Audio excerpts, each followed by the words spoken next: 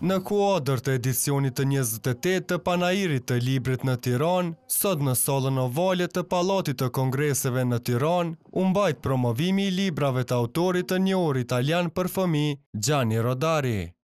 Ngjarja u organizuan nga shtëpia botuese Dugagjini, e cila deri më sot ka botuar 9 prej veprave më të dashura të shkrimtarit, të shoqëruara me ilustrime fantastike për fëmijë.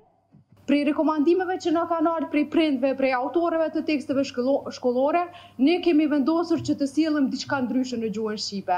Dhe çfarë tjetër ndryshe mund të jetë përveç se të sjellim Gianni Rodarin, i cili në veprat e tij, që janë kryesisht me tregime, bën një gërshetim shumë të mirë të elementeve të ndryshme. Pjesë e panelit ishin përkthyesit Aida Baro dhe Malvin Zaimi. Radhat që ka shkruar ai i përkasin të gjithë brezave të fëmijëve, sepse flasin për natyrën e njeriut, për fëmijët e vegjël, që fëmijët çamarok, për fëmijët që duan të rriten, për fëmijët që duan të bëhen inteligjent. Aty kupton se madhështinë e shkrimtarit si Rodari, sepse të shkruash për fëmijë është, besoj që është shumë e vështirë, dhe Rodari arrin të krijojë ca karaktere aq të gjalla, jetë që skalite në mendjen tonë dhe na mbesin për tërë jetën të paharrueshme.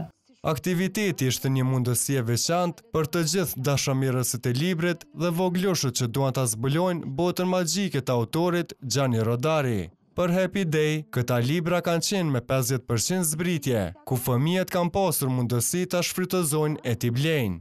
Ky aktivitet, i organizuar nga shtëpia botuese Dugagjini, zhvillohet në kuadër të panairit të 28 të librit në Tiranë, i cili vazhdon deri të dielën, më 16 nëntor 2025. Deri në përmbyllje të panairit, Dugagjini do të ketë edhe aktivitete dhe surprizat të tjera për lexues e të gjitha moshave. Kush foli? Po është banditi pra.